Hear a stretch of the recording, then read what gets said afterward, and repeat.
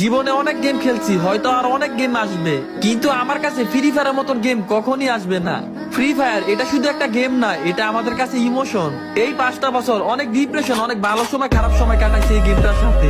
আল্লাহ যদি 50-60 বছর পর্যন্ত বাঁচায়, তাহলে নাতি নাতিদের বলতে পারবো ফ্রি ফায়ার নামক একটা গেম ছিল, যেটার কারণে কোনোদিন কোনো বাজে নেশায় যাই নাই, কোনো মাইয়ার পিছনে ঘুরি নাই। সব নেশায় ছিল ফ্রি ফায়ার। এই ফ্রি ফায়ার থেকে অনেক বন্ধু বান্ধব পাইছি, যেটা আমি রিয়েল লাইফেও পাই নাই।